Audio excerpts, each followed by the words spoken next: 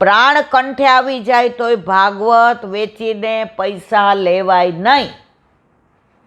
અને પદ્મનાભદાસે સંકલ્પ કર્યો કે કોઈ પણ ગ્રંથનું હું પૈસા લઈને વાંચન. વલ્લભ કે મેં ભાગવતનું કીધું, તારી વ્યાવૃત્તિ કેમ કરીશ? મને મારા વલ્લભ ઉપર વિશ્વાસ છે. કરોડો રૂપિયા કમાવાવાળા પદ્મનાભદાસ કથા દ્વારા કમાણી કરતા હતા. છોલા ઠાકોરજીને ધરાવતા હતા. કર્ણાવલમાં બેઠક છે. આજની તારીખમાં ત્યાં જાઓ તો તમને છોલાનો પ્રસાદ મળે ને મળે. એટલા રળિયામણા બેઠકજી છે કર્ણાવલના. ભલે જરાક દૂર છે, જરૂર અથોરું છે, પણ જેને અનુકૂળતા હોય એને ગોકુળથી ને કર્ણાવલ જવું જ. એ બેઠકની રળિયામણા, એ બેઠકજીની સેવા, ત્યાં મુખ્યાણીનો સ્વભાવ અને જે પ્રેમથી મારો વલ્લભ બિરાજે અને ત્યાં જ્યાંથી ને પ્રાગટ્ય થયું એ લીલાના દર્શન પણ થાય છે. તો આવી બધી લીલાઓ વ્રજની હોય કે વનમાળીની હોય, વિરજાની હોય કે વિઠ્ઠલની હોય, પુષ્ટિમાર્ગ સિવા બધી લીલાઓના દર્શન ક્યાંય ન થાય. રસો વહીને પ્રેમ કરતો હોય તો રસમાં મસ્ત થવું જોઈએ. આ બધી લીલા રસાળ છે. આપણો કૃષ્ણ લીલાધારી છે, એટલે આપણને બધાને આનંદ આવે છે. બોલો વલ્લભાધીશ કી. હરિરાય મહાપ્રભુજી કી. વલ્લભ સાખી 84મી. આપણે દ્વારકેશનું આવી ગયું, ગોકુલેશનું આવી ગયું. આજે હવે ગોકુલચંદ્રબા. શ્રી દ્વારકેશ તદભાવ મેં ગોકુલેશ વ્રજભૂપ અદભુત ગોકુલ ચંદ્રમાં મનમથ મોહન રૂપ શ્રી વલ્લભ મનમથ મોહન રૂપ. 84મી સાખી. અદભુત ગોકુલ ચંદ્રમાં ક્યાં બિરાજે છે? કામવનમાં. હવે એમનું પ્રાગટ્ય ક્યાંથી? પેલી માવનની ક્ષત્રાણી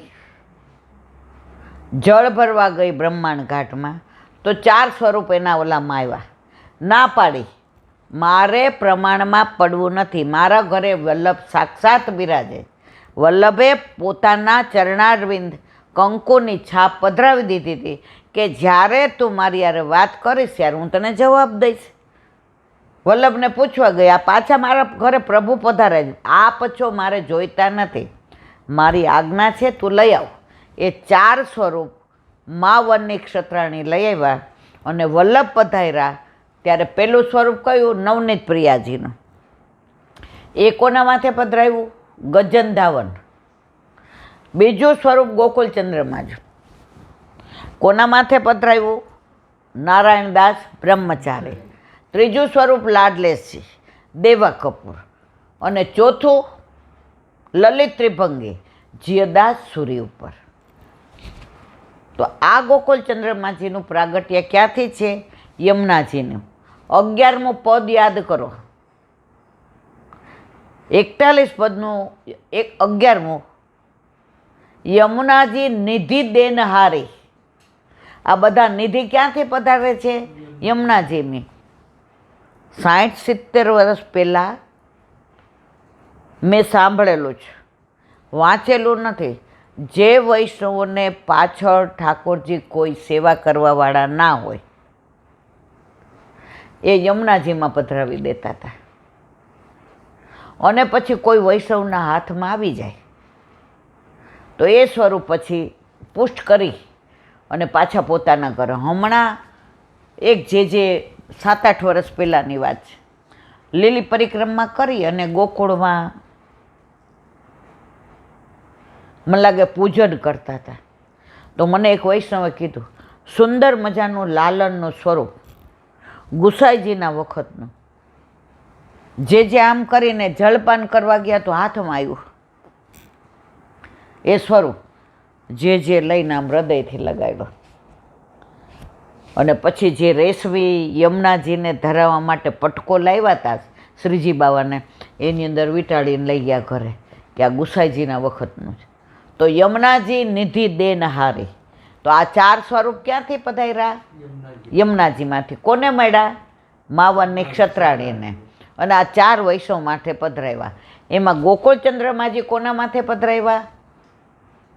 નારાયણદાસ બ્રહ્મચારી, જેને સંસારમાં રસ નહોતો, કંઈ પણ પહેર્યા વિના યમુનાજીને કિનારે બેઠા રહેતા હતા. વલ્લભ પધાર્યા, પહેલાં વસ્ત્ર ધારણ કર, પછી બ્રહ્મ સંબંધ લીધું. બધી લીલાઓ બધા જાણે છે એટલે વધુ વિવરણ નથી કરતી. નારાયણદાસ બ્રહ્મચારી તો જ્યાં બેઠા હોય ને ત્યાં બધું દ્રવ્ય સોના ચાંદીને, તો એની ભત્રીજી હતી બાળ વિધવા, એને કે આ બધો બગાડ બહાર રાખ અને આ પોતું માર દે, તો ઓલી બહાર નાખી આવતી. એકવાર એના ભાઈને એવું થયું, નારાયણદાસ બ્રહ્મ, એ કે આ હારો ગાંડો છે, આ બધું બહાર નાખે એટલે હું તો લઈ આવું, મારે કામનું જ. તો અહીંયા પ્રગટ થયું શું? હીરા ને મોતી ને માણેક ને સોના ને ચાંદી, ઓલી હુંડલો ભરીને બહાર નાખી એવી. તો એને ભાઈ લેવા ગયા તો છાણ હતું. કારણ એને દ્રવ્યમાં રસ હતો, ભક્તિમાં નહોતો. અને આનું ચિત્ત શેમાં હતું? ભક્તિમાં. કારણ એ કોના સેવક હતા? વલ્લભ. વલ્લભના સેવક આવા જ હોય. આપણે બધા એવા જ છીએ, પણ આપણા ઉપર ધૂળ બાજી ગઈ છે. હવે આ ઘર છે, આપણે બધા અમેરિકા ગયા, આટલું સરસ છે, રળિયામણું છે, બધી વ્યવસ્થા. 10 વર્ષ પછી આવીએ તો આમાં ઝાડા બાજી ગયા હોય કે નહીં? આ બધું સાફ સફાઈ કરવી પડે, પછી રહેવા જેવું થાય. એમ કરોડો જન્મોથી આપણે ઠાકોરજીથી વિખૂટા પડ્યા છીએ, તો આપણે આ બાવા ઝાડા બાજી ગયા, ગંદકી થઈ ગઈ છે, રજ થઈ ગઈ છે, એટલે હવે સાફ સફાઈ કરવી જોઈએ. તો વલ્લભ પધાર્યા, બ્રહ્મ સંબંધ દ્વારા બધી સાફ સફાઈ કરી, પણ અંદર હજી દ્વેષ ને ક્લેશ ને પાપ ને પ્રપંચ ને અહંતા ને મમતા ને તારી ને મારી ને લગા મારીને આ બધું ન જાય ત્યાં સુધી હજી સુધી આપણે આગળ વધી શકીએ નહીં. પણ આપણને વિશ્વાસ છે કે આપણને મંજિલ વલ્લભે બતાવી દીધી છે, રસ્તો બતાવી દીધો છે. હવે કેટલું આગળ ચાલવું એ આપણા ઉપર આધાર રાખે છે. વાત કરતા હતા નારાયણદાસ બ્રહ્મચારીની, વલ્લભે એમના ઉપર આ સ્વરૂપ પધરાવી દીધું. હવે લાડ લડાવે, એટલા બધા ઠાકોરજીના તત્સુખનો વિચાર કરે કે ગાય રાખી હતી, એ ગાયને ઘાસ ખવડાવે ને એ બરાબર ધોઈને સાફ કરીને ખવડાવે, કે દૂધ આપે એમાં ક્યાંક વાળ કે રજ ન આવી જાય. અને કેટલી વાર ગાળીને પ્રભુને ધરાવે. જો આપણે કોઈ પણ વસ્તુ હોય ને, જળ હોય કે દૂધ હોય, ગાળા વિના ધરાવાય નહીં. હમણાં એકવાર સગુણ આરાધ્ય કાંઈક ગયા હતા બહાર, તો લીલું નાળિયેર લાવ્યા. હવે બિચારાને હોશ એટલી કે બા અનોસર થઈ ગયા ને, મેં કીધું નથી થયા. બા 2 મિનિટ. એટલે મેં શું? એ કે સરપ્રાઈઝ.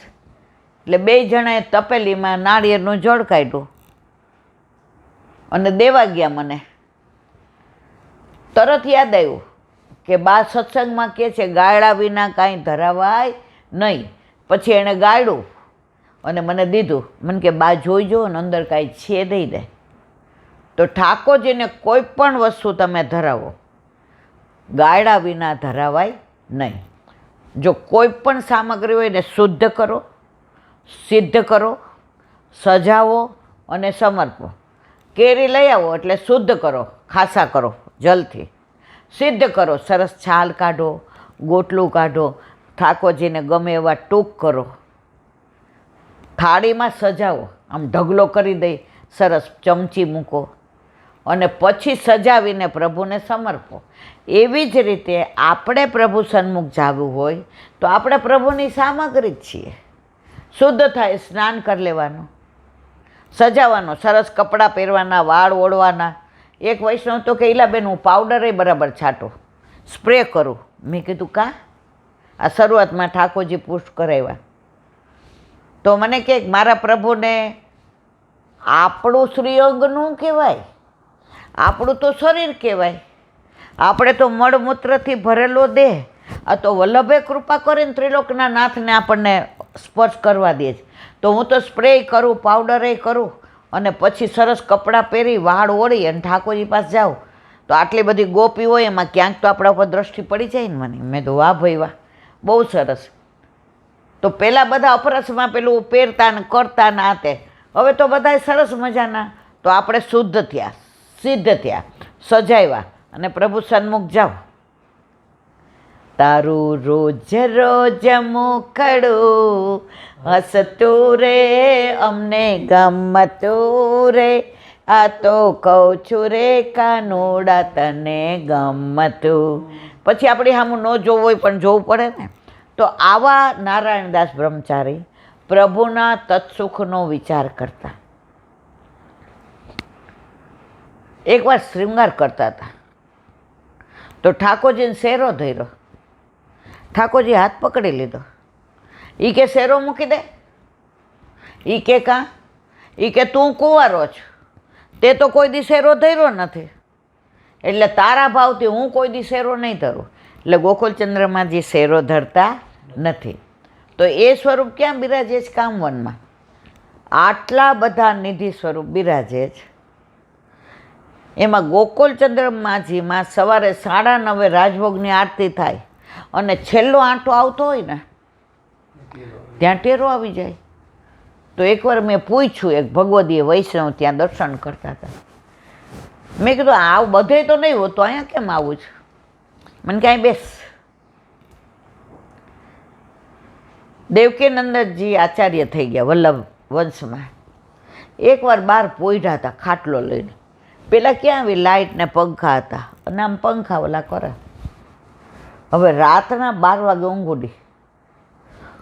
તો ગોકુલચંદ્રમાજીની પાછળ ગોપીઓના ધણના ધણ, જેમ ગાયોના ધણ હોય એમ, હીરા ને મોતી ને માણેક ને વસ્ત્ર ને આભૂષણ ને શ્રૃંગાર ને, અને પ્રભુ પધાર્યા.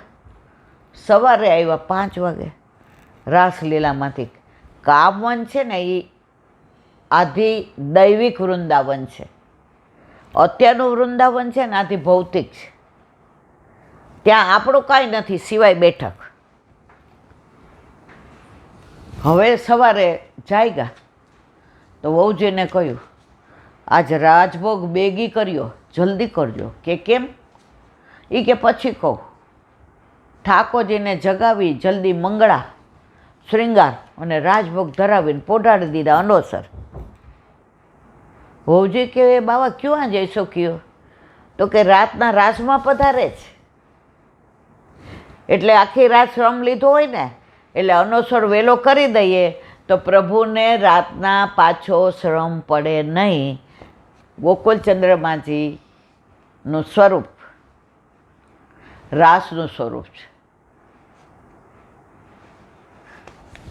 રાસનું સ્વરૂપ હોવા છતાંય સામનેજી નથી એમની સાથે. બાજુમાં મદન મોહનજી છે, એમની સાથે સામનેજી છે. કારણ કે વેણુનાદ કર્યો. કોણે વેણુનાદ કર્યો? વિઠ્ઠલનાથજીએ. અંતર ધ્યાન કોણ થયા? વિઠ્ઠલનાથજી. અને પ્રગટ થયા કોણ હતા? ગોકુલચંદ્રમાજી. મન મંથે મોહન. તો અહીંયા ગોકુલચંદ્રમાજીની લીલાને વિરામ આપીએ. કાલે આવશે મન મંથે મોહન રૂપ. બોલો વલ્લભાધીશ કી.